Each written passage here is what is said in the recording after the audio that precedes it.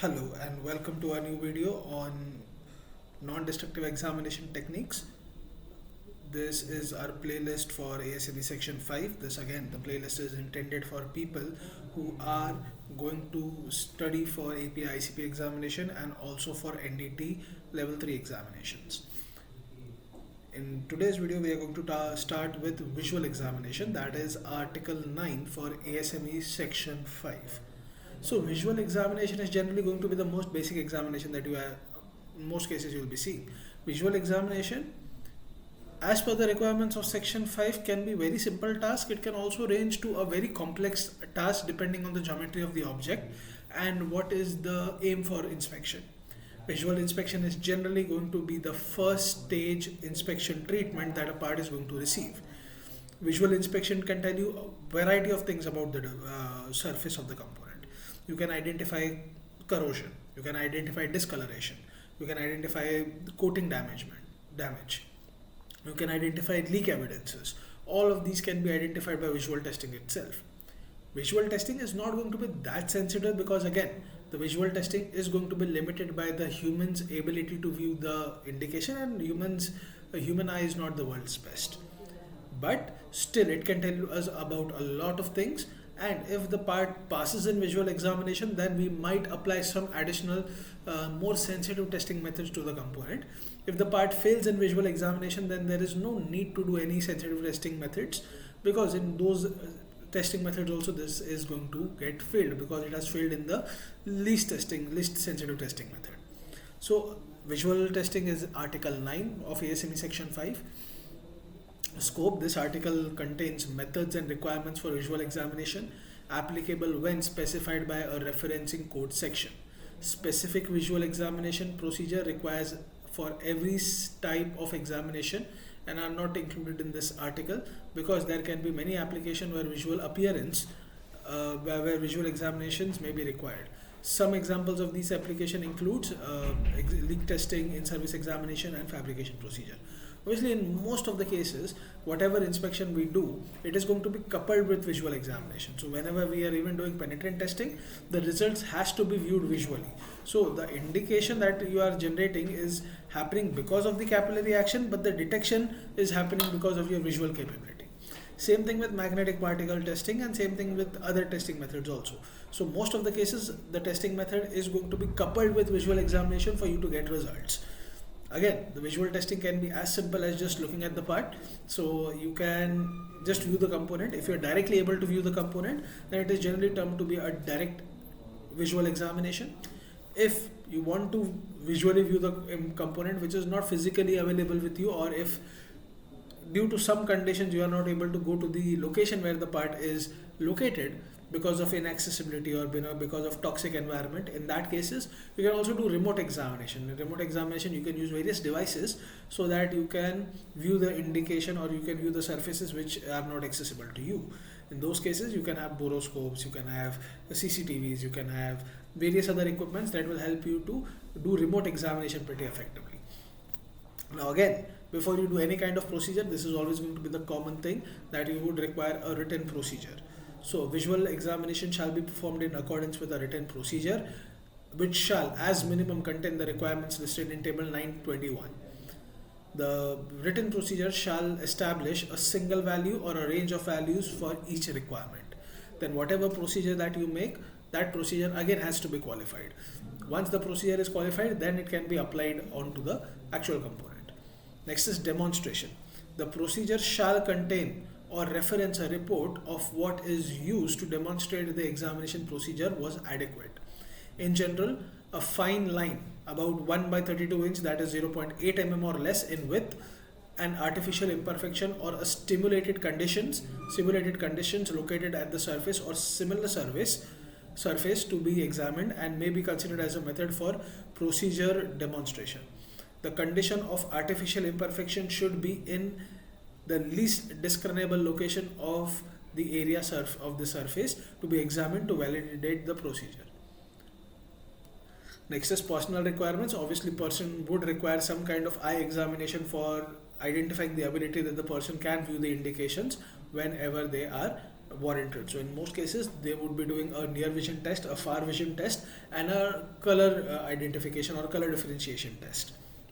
Next is physical requirements.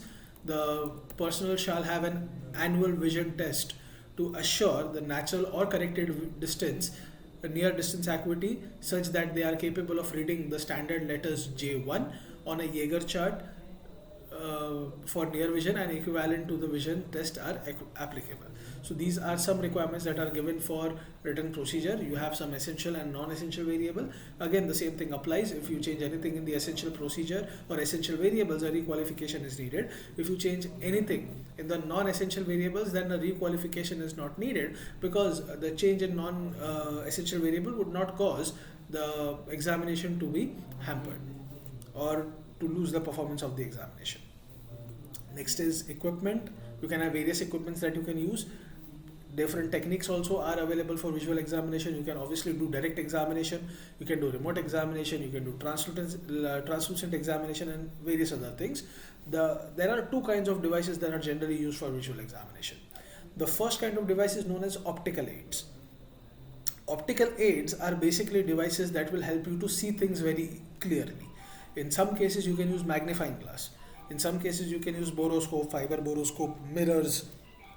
All of these things are used. They are enhancing the visual ability of the inspector.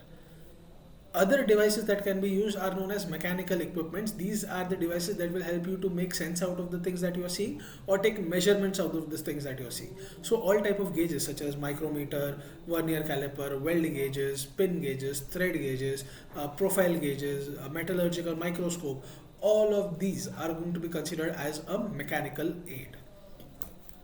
Next is technique. So visual examination is generally done in two techniques. You can have direct examination and you can have remote examination. Direct visual examination may be usually be made when the access is sufficient to the place the eye within 24 inches of the surface to be examined, and the angle shall not be less than 30 degrees to the surface being examined. Mirrors may be used to improve the angle of vision, and aids such as magnifying glass may be used to assist examination. Illumination is required for the examination surface for a specific part, component, vessel or section thereof being examined. The minimum light intensity is again the same thing, 100 feet candles or 1076 lux. The light intensity, natural or supplemental white light source, shall be measured with a white light meter prior to the examination, or a verified light source shall be used. Verification of the light sources is required to be demonstrated only one time, documented and maintained on file. So this is where the inspector is able to physically go to the location where the part is, where he is able to be in the vicinity of 24 inches from where the surface to be examined. If it is not possible, then you can do remote examination. So in some cases, remote examination may have to be substituted for direct examination. Remote examination may use various visual aids such as mirrors, telescopes, boroscope, fiber optic boroscopes, cameras and other suitable instruments. You can also have translucent visual examination. Then light meter calibration.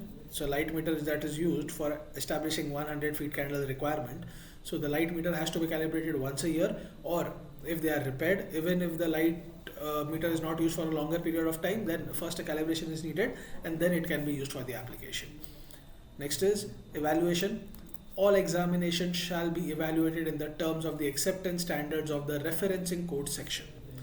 An examination checklist shall be used to plan visual examination and to verify that required visual observation were performed. This checklist establishes the minimum examination requirements and does not indicate the maximum examination which a manufacturer may perform in the process. Documentation. So what kind of documentations are required once you do the visual examination? So a written report of examination shall contain the following items. These are the minimum requirements that you might need to have. First is date of the examination.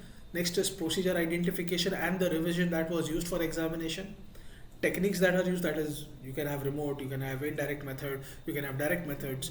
Then finally the results of examination. So what was the result of the examination? If there is any kind of indication that is been seen, what is the evaluation for it? Is it acceptable or not? All of these things.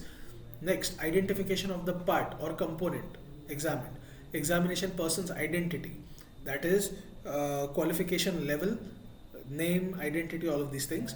Then even though the dimensions etc. were recorded in the process of visual examination to aid for the evaluation, there is there need not be documented for each viewing or each dimensional check. Documentation shall include all observation and dimension checks specified by the referencing code section.